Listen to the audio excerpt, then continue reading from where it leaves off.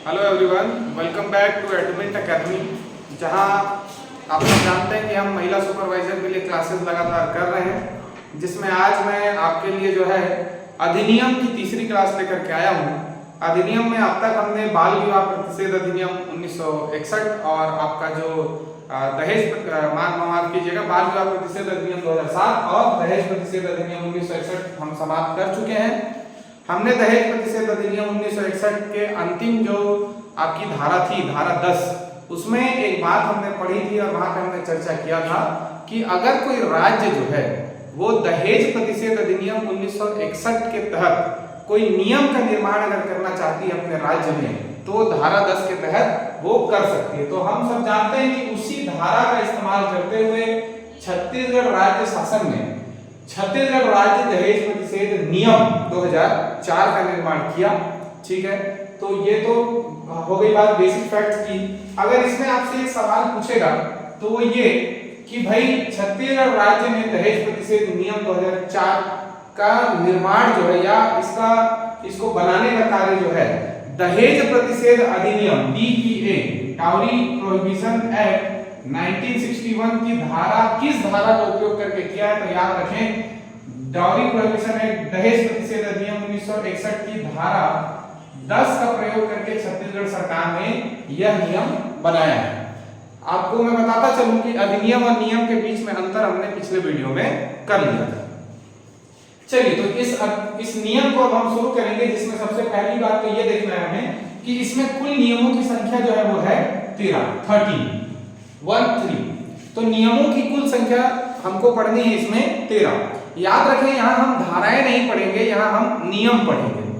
धारा जो है वो अधिनियम में होता है, जबकि आप देख सकते हैं कि हम अधिनियम नहीं नियम पढ़ रहे हैं। और हम सब जानते हैं कि अधिनियम वो जो संसद द्वारा पारित है और किसी शासन द्वारा बनाया गया है तो वो नियम। क्लियर है? तो चलिए, कुल नियमों की संख्या है 13। तो पहला नियम अगर हम देखें तो जैसे आप सब जानते हैं कि जिस प्रकार से धारा 1 बात करती है उस अधिनियम के संक्षिप्त नाम, विस्तार और लागू होने की तिथि के संबंध में, तो उसी प्रकार जो है आपका नियम 1 जो है, नियम 1 यह भी क्या बात करेगी? तो संक्षिप्त नाम इस नियम के विस्तार एवं लागू होने की तिथि के संबंध में बात करें। क्लियर है? तो इसको एक एक करके देखते हैं ये क्या है भाई। तो संक्षिप्त नाम अगर देखें तो ये तो छत्तीसगढ़ राज्य दहेज प्रतिषेध नियम 2004 है। विस्तार की अगर हम बात करें तो इस नियम का विस्तार संपूर्ण छत्तीसगढ़ में है, संपूर्ण छत्तीसगढ़ में है। ठीक है, और लागू होने की तिथि जो कि बहुत ही इंपॉर्टेंट है, तो लागू होने की तिथि की बात करें तो लागू होने की तिथि जो है वह है 24 मार्च 2004। ठीक है, तो नियम 1 तो यही कहता है कि संक्षिप्त नाम, विस्तार और लागू होने की तिथि। तो विस्तार जो है संपूर्ण छत्तीसगढ़ और लागू होने की जो तिथि है वो है 24 मार्च 2004। क्लियर है? तो भाई नियम 1 इस प्रकार समाप्त होता है। अब जो है हम लोग नियम 2 को देखेंगे। क्लियर? चलिए, नियम 2 में देखेंगे जिस प्रकार से धारा 2 जो है परिभाषाओं की बात करता है, उसी प्रकार हम देखेंगे कि नियम 2 में किन चीजों के बारे में परिभाषा दी गई है या किस बारे में बताया गया है। तो याद रखें, नियम 2 ये कहता है कि भाई जो दहेज प्रतिषेध अधिकारी होगा, जिसके बारे में हमने पिछले अधिनियम में पिछले वीडियो में पढ़ा था कि धारा 8 ख का इस्तेमाल करके एक दहेज प्रतिषेध अधिकारी की नियुक्ति करती है राज्य सरकार। तो उसी दहेज प्रतिषेध अधिकारी के को सपोर्ट करने के लिए, उसके सहयोग करने के लिए एक सलाहकार बोर्ड का गठन किया जाएगा। तो उसी सलाहकार बोर्ड के गठन के बारे में नियम 2 में बताया गया। तो याद रखें, दहेज प्रतिषेध अधिकारी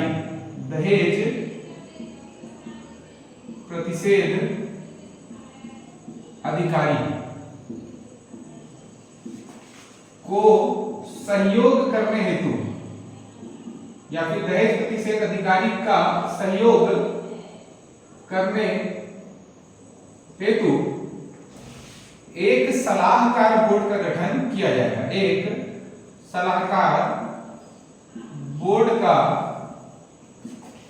गठन किया जाएगा। ठीक है, सलाहकार बोर्ड का गठन किया जाएगा। ठीक है। तो देखिए ये जो दहेज प्रतिशत अधिकारी है, अब हम इसे शॉर्ट फॉर्म में डीपीओ कहेंगे, डाउरी प्रोहिबिशन ऑफिसर, दहेज प्रतिशत अधिकारी, शॉर्ट में इसको अक्सर हम डीपीओ करके बुलाएंगे। ठीक है। तो नियम 2 कहता है कि डीपीओ के सहयोग हेतु एक सलाहकार बोर्ड का गठन किया जाएगा। क्लियर है, सलाहकार बोर्ड का गठन किया जाएगा। याद रखेंगे ये जो डीपीओ है, डीपीओ ये इस सलाहकार बोर्ड का सचिव होगा, सचिव होगा, सचिव अर्थात सेक्रेटरी। ठीक, सचिव मतलब सेक्रेटरी। ठीक है।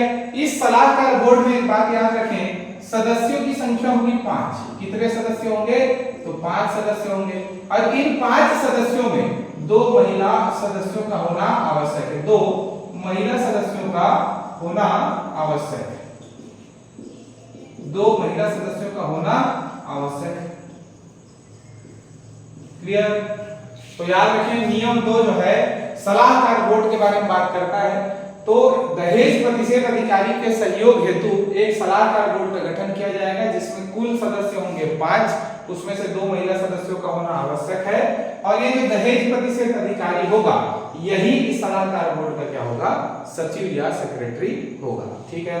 तो ये था आपका नियम 2। अब हम आगे देखेंगे नियम 3 के बारे में। क्लियर?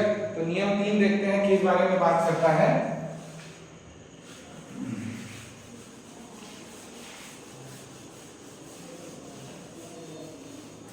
चलिए नियम 3 अब देखेंगे हम, नियम 3 किस संबंध में बात कर रहा है। तो नियम 3 के बारे में याद रखें।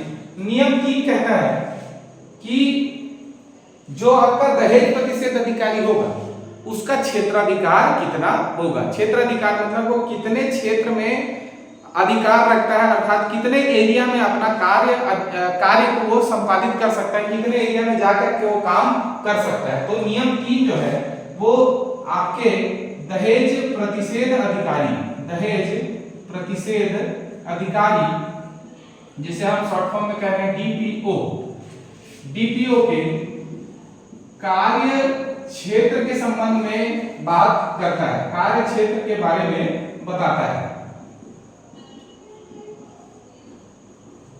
ठीक। और ये जो कार्य क्षेत्र है इसे तय करने का अधिकार किसका है? तो राज्य सरकार। इसे तय कौन करेगी? तो राज्य सरकार। तो नियम 3 बहुत आसान है। इसमें हमको क्या देखना है कि भाई जो दहेज प्रतिषेध अधिकारी है उसके क्षेत्राधिकार की बात की गई है इसमें। क्लियर है? कार्य क्षेत्र बोल सकते हैं आप उसे, या उसे ही क्या बोल सकते हैं? क्षेत्राधिकार। ठीक है। अच्छे से याद रखेंगे नियम 3 में डीपीओ के क्षेत्राधिकार की बात की गई है, और इसका क्षेत्राधिकार कितना होगा ये तय करने का अधिकार किसे दिया गया है? तो राज्य सरकार को। क्लियर है? तो नियम 3 यहां तक था। इसके आगे हम देखेंगे नियम 4।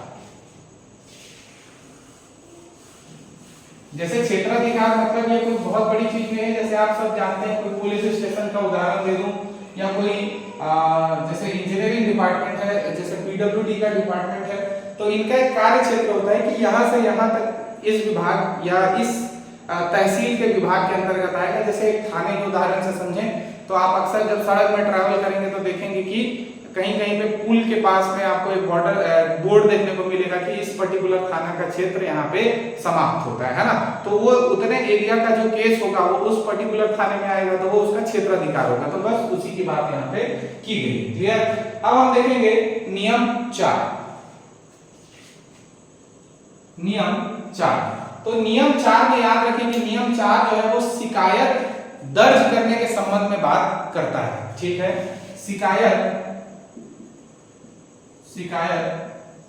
दर्ज करने के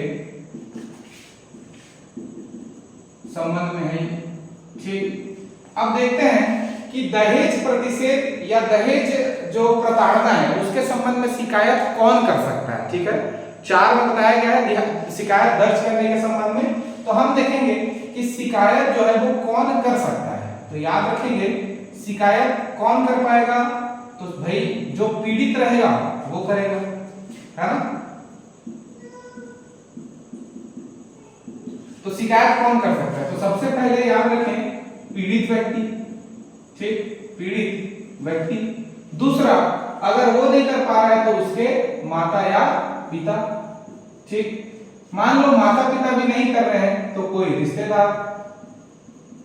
ठीक, ये तीनों ही नहीं करते हैं तो कोई कल्याणकारी संस्था, कोई कल्याणकारी संस्था या संगठन, कोई कल्याणकारी संस्था या संगठन। क्लियर है? तो देखिए नियम 4 क्या कहता है कि शिकायत दर्ज करने के संबंध में बात कही गई है इसमें। तो इस पे जो बात कही जा रही है कि शिकायत करेगा कौन, तो शिकायत करने वाला जो व्यक्ति होगा वो या तो स्वयं पीड़ित व्यक्ति हो सकता है जिसके साथ दहेज संबंधी प्रताड़ना हो रही है, अगर वो करने में सक्षम नहीं है तो उसके माता पिता भी कर सकते हैं, ये दोनों ही नहीं कर पा रहे हैं तो उनका कोई रिश्तेदार कर सकता है, और ये तीनों ही नहीं कर पा रहे हैं तो कोई ऐसी कल्याणकारी संस्था या संगठन जो महिलाओं के बेहतरी के लिए कोई कार्य कर रहा है वो भी शिकायत दर्ज करा सकता है। ये कल्याणकारी संस्था क्या होती है, इसको मान्यता कैसे मिलती है, ये हम लोग नियम 9 में लास्ट में जो है पढ़ेंगे। ठीक है, तो शिकायत कौन कर सकता है ये तो आपको क्लियर हो गया। अब हम देखेंगे कि शिकायत किसके पास दर्ज की जा सकती है ना। शिकायत जो है, शिकायत किसके पास दर्ज की जाएगी, तो भाई जाहिर सी बात है जो दहेज प्रतिषेध अधिकारी डीपीओ होगा इसी के पास जो है आपकी शिकायत दर्ज की जाएगी। बहुत सिंपल है, शिकायत भाई दहेज प्रतिषेध अधिकारी है तो उसी के पास दर्ज की जाएगी।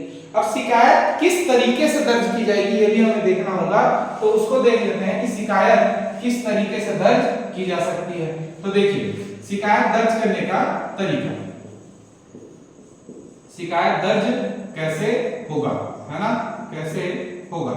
तो याद रखेंगे कि सबसे पहली बात एक लिखित आवेदन देना होगा। ठीक है, एक लिखित आवेदन देना होगा, लिख करके आवेदन देना होगा। आप याद करें जब आप पुलिस थाना कभी जाते हैं, मोबाइल गुम हुआ होगा या कोई और कारण से आप थाने गए होंगे तो वहां पे सबसे पहली बात तो आपको आवेदन देना होता है, और वो जो आवेदन होता है वो लिखित में होता है। ठीक है, तो एक लिखित आवेदन आपको देने की आवश्यकता होती है। क्लियर?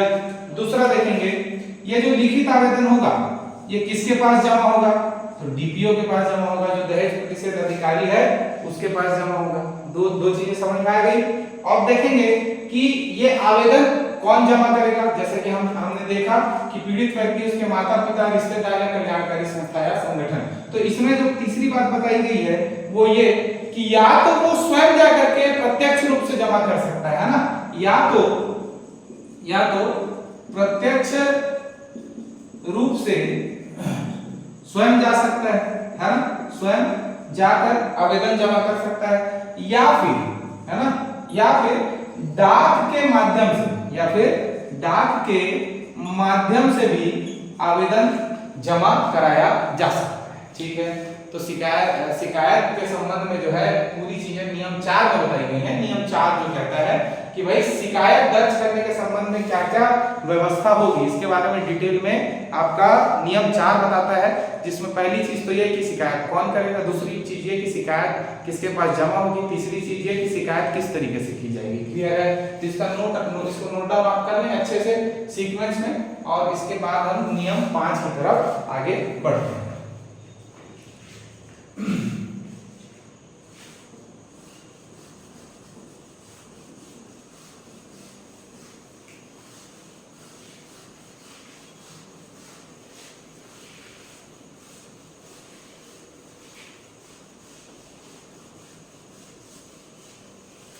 चलिए अब हम देखेंगे नियम 5।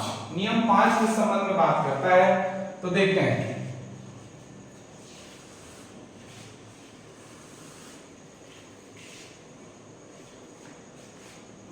देखेंगे नियम 5। देखिए ये जो है दहेज प्रतिषेध अधिकारी के अतिरिक्त कर्तव्यों के बारे में बात करता है। ठीक है, नियम 5 जो है ये कहता है कि दहेज प्रतिषेध अधिकारी डीपीओ के अतिरिक्त कर्तव्य, ठीक, डीपीओ के अतिरिक्त कर्तव्य। तो एक छोटा सा रिवीजन हम करते हैं। भाई हम सब जानते हैं दहेज प्रतिषेध अधिकारी की नियुक्ति जो है, नियुक्ति कौन करता है भाई, तो याद रखें नियुक्ति राज्य सरकार करती है। ठीक, राज्य सरकार करती है। किस धारा का उपयोग करके किया जाता है? तो दहेज प्रतिषेध अधिनियम 1961 के धारा 8 ख का उपयोग करके दहेज प्रतिषेध अधिकारी की नियुक्ति की जाती है। इसी 8 ख में इसके कुछ कर्तव्य भी बताए गए हैं। वो कर्तव्य क्या है भाई? दहेज प्रतिषेध अधिकारी के मूल कर्तव्य क्या क्या होंगे अगर ये हम देखें तो भाई दहेज प्रताड़ना या दहेज संबंधी मामलों की जांच करना या फिर साक्ष्य जुटाना। ठीक है, साक्ष्य जुटाना, दहेज प्रताड़ना संबंधित मामलों में साक्ष्य जुटाना। ठीक है, दूसरा जो हम देखेंगे वो ये कि दहेज जो प्रताड़ना के केसेस हैं उसको समाप्त करना। ठीक है, दहेज प्रताड़ना को समाप्त करना। ठीक है, एक तो हमने देख लिया क्या? साक्ष्य जुटाना। दूसरा हमने देख लिया क्या? दहेज संबंधित जो मामले हैं उसको समाप्त करना या फिर दहेज प्रथा पर रोक लगाना। और इसके अतिरिक्त एक जनरल जो चीज है वो हम ये कह सकते हैं कि भाई दहेज प्रतिषेध अधिनियम के प्रावधानों को लागू कराना। ठीक, तो ये 3 मूल बातें हैं जो किसको करनी होती है? तो दहेज प्रतिषेध अधिकारी को करनी होती है। याद रखेंगे इसी में एक चौथी बात कही गई है कि भाई अन्य वो कार्य जो राज्य सरकार के द्वारा सौंपे जाएं या अन्य कर्तव्य जो राज्य सरकार के द्वारा सौंपे जाएं। तो इसे भी हमें याद रखना है कि 8 ख में ये बात कही गई थी कि अन्य कर्तव्य जो राज्य सरकार के द्वारा उसे सौंपे जाएं। ठीक है, तो यहां तक जो है हम देख रहे हैं नियम 5 जिसमें दहेज प्रतिषेध अधिकारी के अतिरिक्त कर्तव्यों के बारे में बताया गया है। अब अतिरिक्त कर्तव्य देखने से पहले हम क्या कर रहे हैं कि भाई दहेज प्रतिषेध अधिकारी से संबंधित जो मूल चीजें हैं उसको रिवाइज करने का प्रयास कर रहे हैं। तो इसकी नियुक्ति राज्य सरकार करती है और दहेज प्रतिषेध अधिनियम 1961 के धारा 8 ख का इस्तेमाल करती है।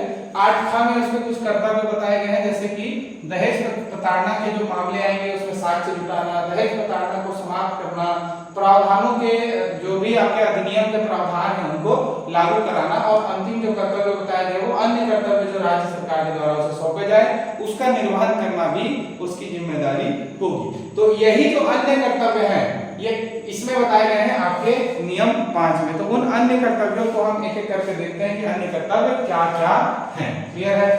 तो चलिए, तो अन्य कर्तव्यों में सबसे पहला जो उसका कर्तव्य हमें नजर आता है वो ये कि दहेज प्रताड़ना के संबंध में शिकायत प्राप्त करना। ठीक है भाई, तो ये तो हम पढ़ते ही आ रहे हैं कि शिकायत तो उसी के पास जमा की जाएगी। हम नियम 4 में भी पढ़ चुके हैं। तो पहला जो उसका अतिरिक्त कर्तव्य है वो यही है कि दहेज प्रताड़ना के संबंध में शिकायत प्राप्त करना। ठीक है, दूसरा देखेंगे, दूसरा अतिरिक्त कर्तव्य क्या है तो इसे भी याद रखें कि भाई हमने पढ़ा था, याद कीजिए धारा 3 में दहेज प्रताड़ना अधिनियम के धारा 3 में पढ़ा था कि उपहारों की एक सूची बनानी होगी। अब ये सूची बना करके हम क्या करेंगे? घर में तो फ्रेम करके रखेंगे नहीं, इस सूची को हमको कहीं ना कहीं तो सबमिट करना होगा, जमा करना होगा। तो ये सूची जमा होती है डीपीओ के पास, दहेज प्रतिषेध अधिकारी के पास, है ना, डाउरी प्रोहिबिशन ऑफिसर के पास। तो देखें दूसरा जो कर्तव्य है वो ये कि उपहार के संबंध में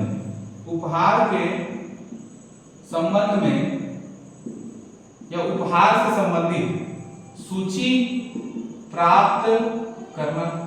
ठीक, दूसरा जो कर्तव्य है वो उपहार से संबंधित सूची प्राप्त करना। ठीक है, चलिए तीसरा देखेंगे वो ये कि आवश्यकता अनुसार पुलिस को सहयोग करना। आवश्यकता अनुसार अगर दहेज प्रताड़ना का कोई मामला आया है तो जांच में सहयोग करना भी किसकी जिम्मेदारी है, किसका कर्तव्य है? तो दहेज प्रतिषेध अधिकारी का। ठीक है, तो तीसरा जो कर्तव्य है उसे भी याद रखें, आवश्यकता अनुसार पुलिस को पुलिस को सहयोग करना, पुलिस को सहयोग करना। तो ये हो गए 3 बातें, ठीक है। पुलिस को सहयोग कर रहा है, उपहार के संबंध में सूची प्राप्त कर रहा है, दहेज प्रताड़ना की शिकायत प्राप्त कर रहा है। चौथा जो उसका कार्य होगा वो है जागरूकता लाना, ठीक, दहेज प्रताड़ना के संबंध में जागरूकता लाना, ठीक। तो ये 4 कर्तव्य हो गए, जागरूकता लाना, सूची प्राप्त करना, पुलिस को सहयोग करना, शिकायत प्राप्त करना, ठीक है। इतना क्लियर है।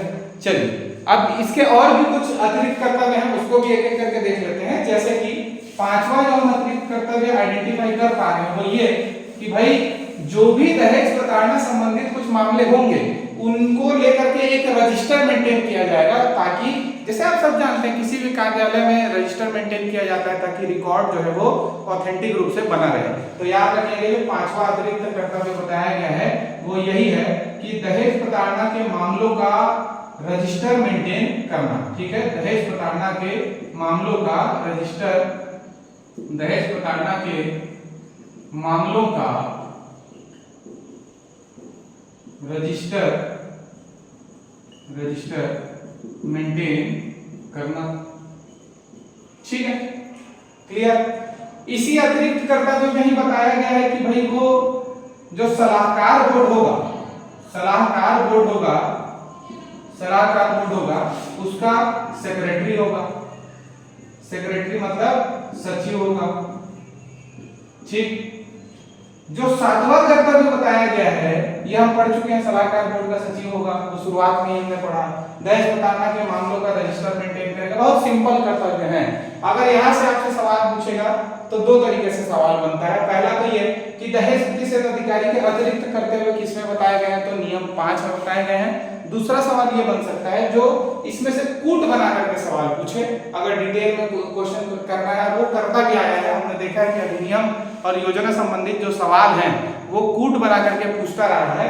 तो अगर कूट बनाएगा तो इसमें से किसी स्टेटमेंट का इस्तेमाल करेगा वो, तो इसीलिए इस स्टेटमेंट को हमको सावधानी से पढ़ने की आवश्यकता है। तो सलाहकार बोर्ड का सचिव भी वो होता है।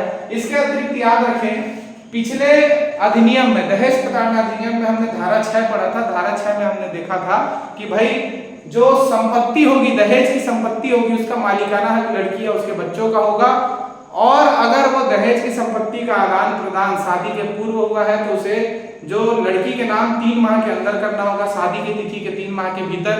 अगर शादी के दिन दहेज का लेन देन हुआ है तो शादी की तिथि के अगले दिन से 3 माह के भीतर उस संपत्ति में लड़की का के नाम से उसको नामांतरण करना होगा। तो आपको क्या लग रहा है कि ये जो नाम चेंज करना है या फिर लड़की को संपत्ति को सौंपनी, ये इतना आसान बात है? भारतीय समाज जो पितृसत्तात्मक समाज है, इसमें आपको लगता है इतनी आसानी से ये संपत्ति जो है सौंप दी जाएगी, लड़की के नाम कर दी जाएगी? तो इतना आसान नहीं है, इसके लिए एक ऑर्डर पास करने की आवश्यकता होती है। तो याद रखें लड़की को संपत्ति सौंपने संबंधित ऑर्डर जारी करना, ये भी इसका एक कर्तव्य है। क्लियर है? तो ये हो गया 7 कर्तव्य। 8वां और बहुत महत्वपूर्ण कर्तव्य जहां से अकेले इस कर्तव्य से सवाल आने की संभावना बनती है वो ये है कि भाई ये जो है आपका जो दहेज प्रतिशत अधिकारी है ये एक त्रैमासिक रिपोर्ट तैयार करेगा। क्या रिपोर्ट तैयार करेगा? त्रैमासिक मतलब 3 महीने में, प्रत्येक 3 महीने में एक रिपोर्ट तैयार करेगा। तो उसे याद रखें, यह त्रैमासिक रिपोर्ट तैयार करेगा और इस रिपोर्ट को क्या करेगा वो? तो सीडीपीओ को सौंप देगा। ठीक है, सीडीपीओ को सौंप देगा। सीडीपीओ मतलब चीफ डाउरी प्रोहिबिशन ऑफिसर, मुख्य दहेज प्रतिषेध अधिकारी जो राज्य में इकलौता होता है। एक कोई अधिकारी होगा जिसको सीडीपीओ बनाया जाएगा। ठीक है, तो यह रिपोर्ट ये किसे सौंपेगा? तो सीडीपीओ को। ठीक, और अगला जो हम नियम पढ़ने वाले हैं तो सीडीपीओ की नियुक्ति और उसके अधिकार क्षेत्र से ही पढ़ने वाले हैं। तो ये जो 8 जो आपके अतिरिक्त कर्तव्य हैं ये दहेज प्रतिषेध अधिकारी के अतिरिक्त कर्तव्य नियम 5 में बताए गए हैं। अब हम आगे देखने वाले हैं वो है आपका नियम 6। तो चलिए आगे बढ़ते हैं, नियम 6 देखेंगे। उम्मीद है आप लोगों को ये चीजें समझ में आ रही होंगी। चीजें समझ में आ रही हैं तो वीडियो को लाइक करें, ये बहुमूल्य कमेंट जरूर बताएं कि हम और क्या सुधार करें, कैसे आपके एग्जाम में हमारा जो अनुभव है आपके काम आ सके। ठीक है, उम्मीद है आप लोग अपनी तैयारी अच्छी कर रहे होंगे। 13 अगस्त को पेपर नहीं होने वाला है, ये बात कंफर्म हो गई है। तो कुछ अतिरिक्त समय मिल गया है। जो लोग पहली बार भी तैयारी कर रहे हैं उनके लिए भी एक सुनहरा अवसर है। और मान लीजिए किसी कारण में सफलता नहीं भी मिलती है एग्जाम में, तो बहुत अच्छा अनुभव मिलेगा। इससे आप एग्जाम की तैयारी करना सीख जाएंगे और भविष्य में आने वाले जो भी वैकेंसीज हैं उसके लिए तैयार आप हो पाएंगे। ठीक है, तो चलिए अब हम लोग देखेंगे नियम 6। नियम 6, तो देखिए नियम 6 किस बारे में बात करता है, तो ये CDPO के बारे में बात करता है, मुख्य दहेज प्रतिशत अधिकारी के बारे में बताता है। कौन सा नियम, तो नियम 6। तो देखेंगे यह मुख्य दहेज प्रतिशत अधिकारी की नियुक्ति एवं कर्तव्यों के बारे में बताता है। ठीक है, तो याद रखें मुख्य दहेज प्रतिशत अधिकारी, इसे हम और किस नाम से जानेंगे शॉर्ट में, CDPO। ठीक है, तो भैया नियुक्ति कौन करेगा, जाहिर सी बात है राज्य सरकार। ठीक, राज्य सरकार करेगी। किसे नियुक्त किया जाएगा, तो राज्य में जो भी विभाग दहेज प्रतिषेध के क्षेत्र में काम कर रहे हैं, जैसे हमारे छत्तीसगढ़ में महिला एवं बाल विकास विभाग, तो उस विभाग का जो वरिष्ठ अधिकारी होगा, सबसे सीनियर मोस्ट अधिकारी होगा, उसे ही मुख्य दहेज प्रतिषेध अधिकारी नियुक्त किया जाएगा, है ना। तो याद रखेंगे किसे नियुक्त किया जाएगा, कौन बनेगा भाई, तो याद रखें राज्य में दहेज प्रतिषेध के क्षेत्र में कार्य करने वाले विभाग का प्रमुख, कार्य करने वाले विभाग का प्रमुख भी बोल सकते हैं, या विभाग का वरिष्ठ अधिकारी, ठीक है। इसकी नियुक्ति राज्य सरकार करेगी। इसे हम और किस नाम से जान रहे हैं, तो CDPO के नाम से जान रहे हैं। क्लियर है, यहाँ तक चीजें क्लियर है। अब देखेंगे हम उसके कर्तव्यों के बारे में। तो क्या क्या कर्तव्य हो सकते हैं, बहुत सिंपल है। क्या क्या कर्तव्य होंगे भाई, दहेज का जड़ से उन्मूलन करना। पहला कर्तव्य तो यही हो गया कि दहेज का उन्मूलन, ठीक, दहेज को जड़ से समाप्त करना, ठीक, समाप्त करना, दहेज को जड़ से समाप्त करना, ये उसका पहला कर्तव्य है। इसके अतिरिक्त याद रखें कि सभी जो DPO हैं, जो दहेज प्रतिषेध अधिकारी है ना, जितने भी आपके DPO हैं, उनके कार्यों में समन्वय लाना, मतलब कि उनके कार्यों को मॉनिटर करना भी इसका एक प्रमुख कर्तव्य होता है। ठीक है, तो इसके कर्तव्यों को थोड़ा डिटेल में हम देखते चलते हैं। ये आपने लिख लिया होगा, मैं उम्मीद करता हूं। अब हम उसके कर्तव्यों को देखेंगे, CDPO के मुख्य कर्तव्य क्या होते हैं। चलिए, और राज्य सरकार नियुक्ति करती है, और याद रखेंगे कि CDPO राज्य में एक ही होगा, है ना, जैसे मुख्य सचिव होता है उसी प्रकार से एक ही होगा। हम लोग अब देख रहे हैं कर्तव्य। तो सबसे पहले हमने देखा दहेज का जड़ से उन्मूलन, दहेज का जड़ से उन्मूलन, ठीक है, मतलब दहेज को जड़ से समाप्त करना। दूसरा हम देख रहे हैं वो ये कि जितने भी DPO हैं, DPO दहेज प्रतिषेध अधिकारी, उनके जो दहेज प्रतिषेध अधिकारी हैं के कार्यों में समन्वय रखना, उसको मॉनिटर करना। ठीक है, तो ये तो दो प्रमुख कार्य हो गए। तीसरा अगर हम कार्य देखें तो वो ये कि भाई दहेज प्रतिषेध के संबंध में जागरूकता अभियान चलाना, है ना, या फिर इसको इस तरीके से देख सकते हैं कि साल में एक दिन दहेज प्रतिषेध दिवस मनाना। ठीक है, वर्ष में एक दिन दहेज प्रतिषेध दिवस मनाना। ठीक, दहेज प्रतिषेध दिवस मनाना। और इस दिवस में क्या किया जाएगा भाई, तो जागरूकता अभियान चलाया जाएगा। है ना, जागरूकता अभियान चलाया जाएगा। जागरूकता अभियान के नाम पे क्या किया जा सकता है, तो आप देखें स्कूल है, कॉलेज है, यहाँ बाल विकास विभाग के अधिकारी कर्मचारी विजिट करेंगे और स्कूल कॉलेज में जाकर के बच्चों को शपथ दिलाएंगे कि भाई दहेज नहीं लेना चाहिए, दहेज नहीं लेना चाहिए, है ना। और वो शपथ हो सकता है आप में से किसी के स्कूल में कभी न कभी ये कराया गया हो, स्कूल या कॉलेज में। तो ये 3 प्रमुख कर्तव्य उसके हो गए।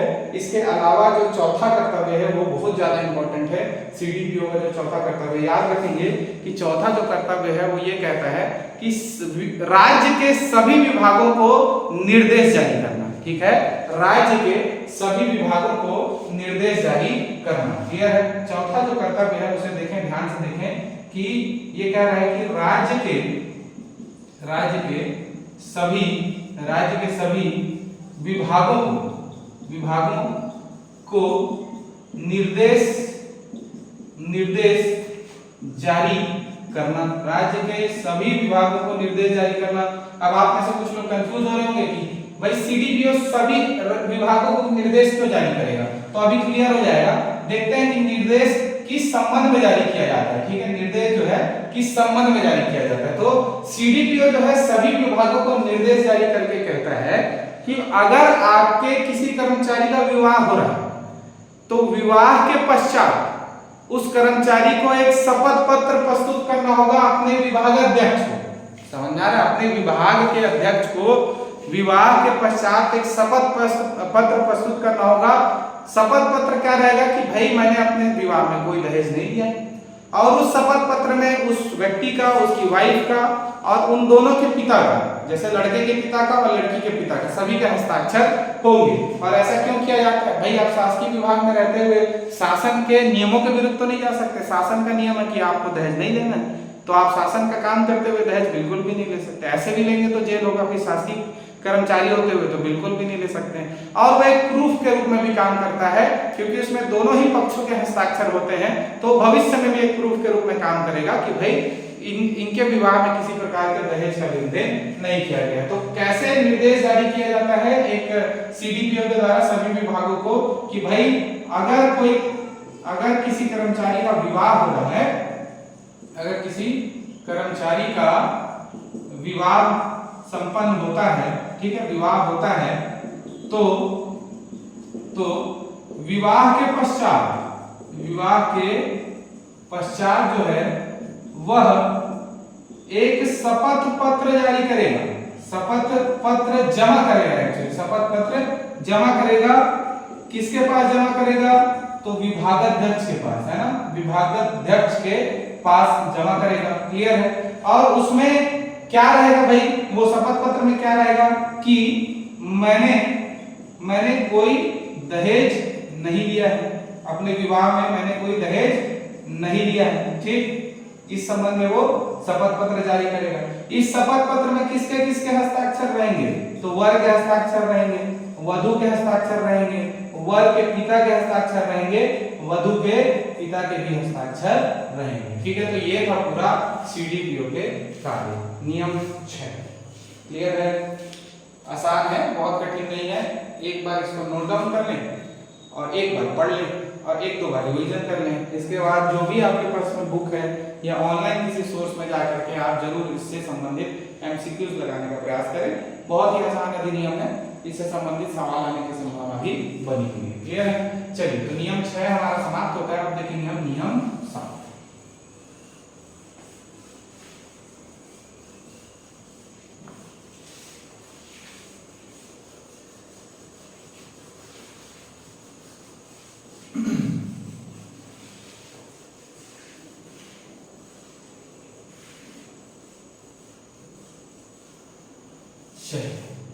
नियम 7 जो है वो कहता है उपहारों की सूची का सौंपा जाना। उपहार की जो सूची बन रही है दहेज प्रतिषेध अधिनियम की धारा 3 के तहत, तो उपहारों की जो सूची बनेगी उसका सौंपा जाना, वो किसे सौंपा जाएगा, वो सूची कौन बनाएगा, इसके संबंध में नियम 7 में चीजें बताई गई। तो याद रखेंगे, नियम 7 कहता है उपहारों की सूची का सौंपा जाना। तो आप सब अब तक तो जान गए कि उपहारों की सूची किसे सौंपी जाएगी, तो डीपीओ को सौंपी जाएगी, दहेज प्रतिषेध अधिकारी को सौंपी जाएगी। ये तो क्लियर है, अब तो पता चल ही गया कि उपहारों की सूची किसे सौंपी जाएगी, तो दहेज प्रतिषेध अधिकारी। क्लियर, ठीक, जिसमें हम सब जानते हैं हस्बैंड के वाइफ के हस्ताक्षर होंगे, अंगूठे के निशान होंगे। ठीक है, उसमें गिफ्ट देने वाले जो लोग हैं उनका पूरा नाम होगा, उपहारों की पूरी सूची बनेगी।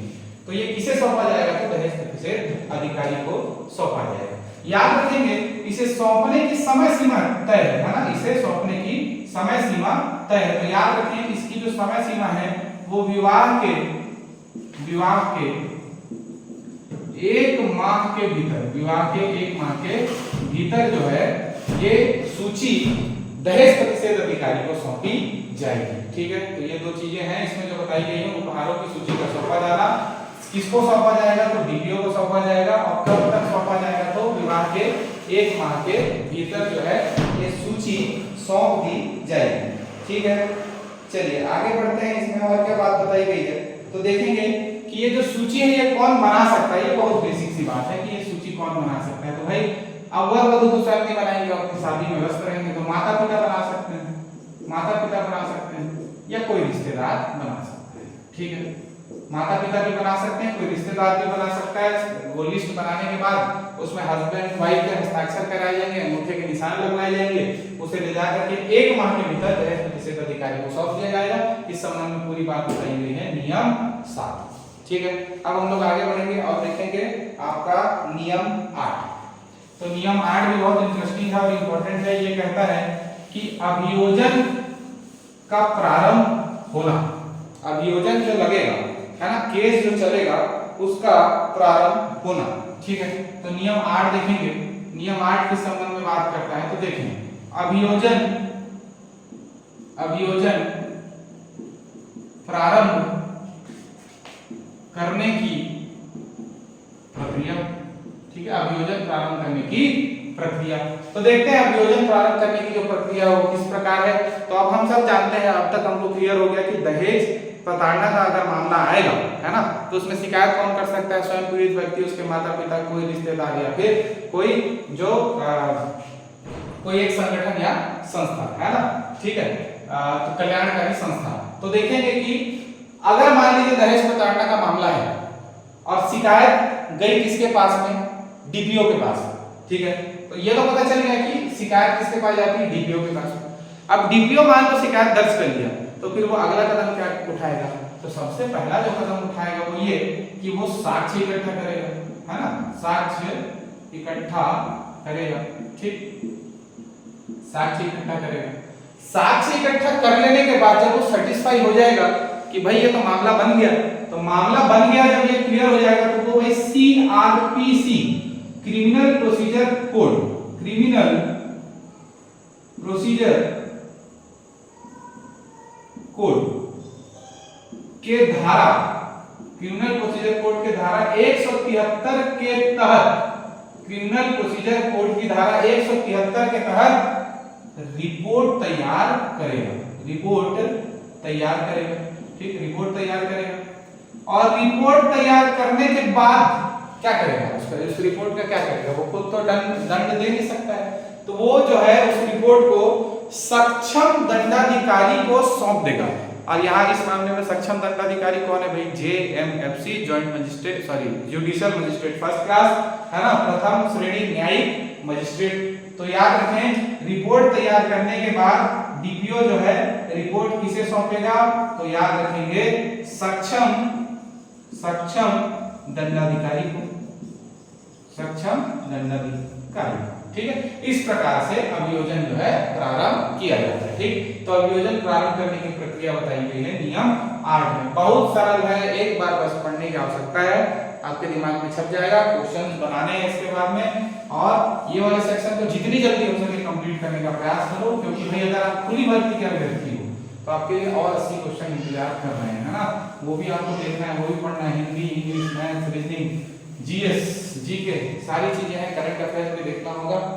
ठीक है, चलिए तो धारा 8 तक तो हमने पढ़ लिया। अब हम लोग देखेंगे धारा 9 के संबंध में बात करता है। धारा 9 हम ऐसा कह सकते हैं कि अंतिम बड़ा एक, माफ कीजिए, धारा बोल रहा हूं मैं, नियम, अंतिम बड़ा नियम है। इसके बाद लगभग ये अधिनियम या नियम जो आप पढ़ रहे हैं समाप्ति की ओर है। तो नियम 9 देखिए, नियम 9 में कहा गया है जो कल्याणकारी संस्था या संगठन है उसके मान्यता के संबंध में बात कही गई कि कोई कल्याणकारी संगठन है, संस्था है, यह हमको कैसे पता चलेगा कि यही कल्याणकारी संस्था है। ठीक है, तो याद रखिए नियम 9 में बताया गया है जो कल्याणकारी संस्था है, कल्याणकारी संस्था या संगठन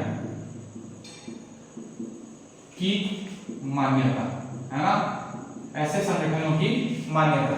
तो याद रखें कि कल्याणकारी संस्था के रूप में उन्हें मान्यता दी जाएगी,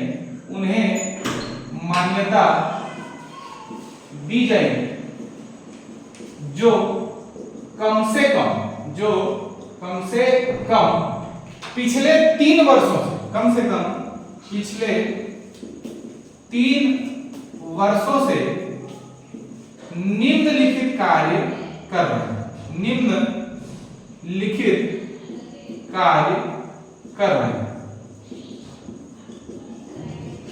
ठीक है। देखते हैं क्या कार्य कर रहे होंगे, तो उन्हें कल्याणकारी संस्था या कल्याणकारी संगठन के रूप में मान्यता प्रदान की जाएगी। तो सबसे पहले देखते हैं कि भाई अगर कोई वकीलों का संगठन है जो महिला सशक्तिकरण के लिए कार्य करता है, ठीक है, और वो पिछले 3 सालों से कम ऐसा कार्य कर रहा है, तो उसे मान्यता दी जा सकती है ना। वकीलों का समूह भी बोल सकते हैं, वकीलों का समूह जो महिला उत्थान के लिए, जो महिला उत्थान हेतु कार्य कर रहा हो, ठीक है, क्लियर। दूसरा, अगर कोई राज्य या अखिल भारतीय स्तर की महिला संगठन है, अगर कोई राज्य या अखिल भारतीय स्तर का महिला संगठन हो, देखिए अगर कोई ऑल इंडिया लेवल या स्टेट लेवल का महिला संगठन है जो पिछले 3 सालों से महिला संगठन के रूप में मान्यता प्राप्त है, तो उसे भी जो है कल्याणकारी संस्था के रूप में मान्यता प्रदान की जा सकती है। ठीक है, तो ये तो 2 हो गए। तीसरा हम लोग देखेंगे कि भाई ऐसा कोई संगठन या ऐसी कोई संस्था जो महिलाओं की देखभाल एवं प्रशिक्षण के संबंध में पिछले 3 वर्षों से कार्य कर रहा हो। ठीक है, ऐसी कोई संस्था जो पिछले 3 वर्षों से महिला देखभाल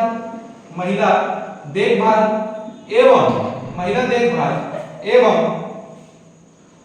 उनके प्रशिक्षण के संबंध में कार्य कर रहा है, उनके प्रशिक्षण के संबंध में कार्य कर रहा है ना। ठीक, तो ये 3 बातें हो गई।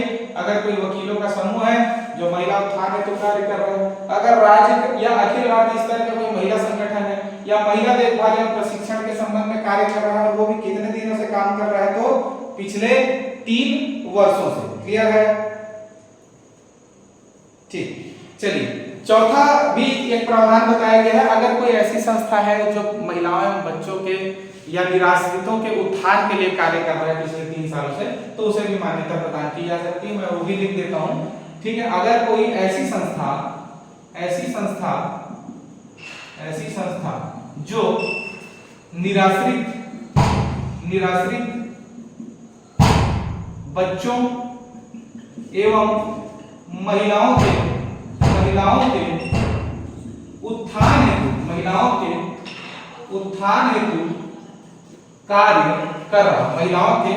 हेतु कार्य कर रहा है ना, और कितने महीनों से, कितने सालों से, तो पिछले 3 सालों से, तो ऐसी स्थिति में उन्हें मान्यता दी जा सकती है। याद रखेंगे मान्यता कौन देगा, तो मान्यता देने का कार्य करेगी राज्य सरकार, और राज्य सरकार के एवज में CDPO, वेरी इंपॉर्टेंट ना, पूछेगा कि कल्याणकारी संस्था के रूप में मान्यता कौन देगा, तो राज्य सरकार। अगर ऑप्शन में राज्य सरकार नहीं मिलता तो सीधे सीधे क्या ले लेना है आपने को, सीडीपीओ। ठीक है, याद रखें कि मान्यता जो है 5 वर्षों के लिए दी जाती है। मान्यता कितने वर्षों के लिए दी जाएगी, 5 वर्षों के लिए दी जाएगी।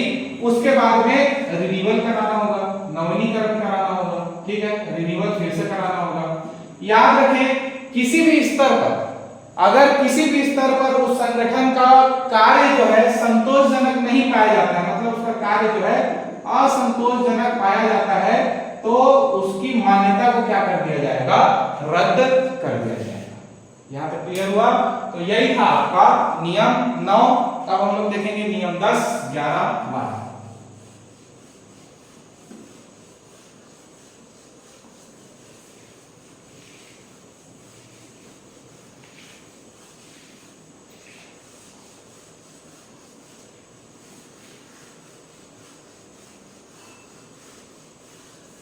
चलिए देखते हैं नियम 10।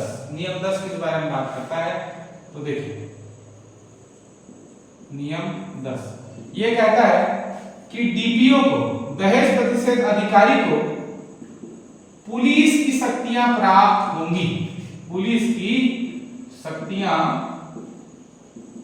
प्राप्त होंगी। इसका मतलब है कि भाई कहीं अगर दहेज प्रतिषेध अधिकारी को दहेज को ताड़ना का मामला देखने जा रहा है तो भाई इसको अरेस्ट कर लो, या फिर वहां पे साक्ष्य जुटा लिए, तो इन सब के संबंध में उसको शक्तियां प्राप्त होंगी। या फिर वो आदेशित कर सकता है उसके साथ जो सिपाही गए उनको कि भाई इस व्यक्ति को अरेस्ट किया जाए या इसको संरक्षण में लिया जाए। तो इस प्रकार से पुलिस की शक्तियां प्राप्त होंगी।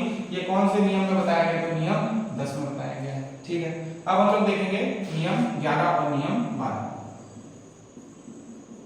नियम 11 क्या कहता है कि भाई डीपीओ जो दहेज प्रतिषेध अधिकारी है वह क्या होगा, तो वह लोक सेवक होगा।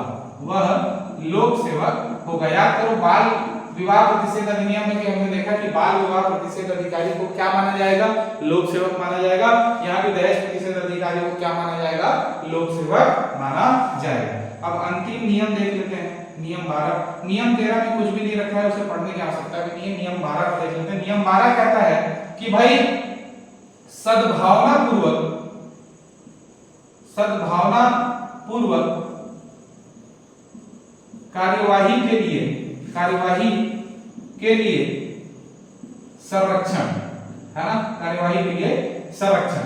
इसको ऐसा समझे, मान लीजिए डीपीओ के पास, डीपीओ दहेज प्रतिषेध अधिकारी के पास कोई दहेज प्रताड़ना का मामला आता है। अब अगर, क्योंकि भाई इसको अपना अनुभव है कार्य करने का, अगर इसको लगता है कि भाई मामला दर्ज करने लायक नहीं है, आपसी अनबन का कोई मामला है, या फिर बदले की भावना से जो है आप देखेंगे कि दहेज का केस दर्ज किया जाने वाला है, तो ऐसी स्थिति में मान लीजिए उसने अगर ये केस को दर्ज करने से मना कर दिया, तो भाई क्योंकि वो उसने अपने विवेक का इस्तेमाल करते हुए ऐसा किया, तो भाई उसके प्रति हमको, क्योंकि उसने सद्भावनापूर्वक कार्यवाही की, इसीलिए उसको संरक्षण की आवश्यकता है। उसे हम क्या करेंगे, संरक्षित करेंगे। केस दर्ज नहीं करने के लिए उसे सीधा सस्पेंड नहीं करेंगे। समझ में आ रहा है भाई? अगर उसको लगता है कि मामला फेक है, या उसे लगता है कि ये उतना हीनियस नहीं है, इसे बातचीत के माध्यम से भी सुलझाया जा सकता है, तो सद्भावनापूर्वक कार्रवाई के लिए उसे संरक्षण प्राप्त होगा। तो इस तरीके से आपका छत्तीसगढ़ राज्य दहेज प्रतिषेध नियम 2004 समाप्त होता है। इसके बाद हम अगली क्लास में मिलेंगे। आप अपनी तैयारी जारी रखें। हम लगातार प्रयास करेंगे कि वीडियो रेगुलर इंटरवल्स में आए और आपकी तैयारी में हम ज्यादा से ज्यादा मदद कर सकें। अगले वीडियो में मिलते हैं, तब तक के लिए धन्यवाद।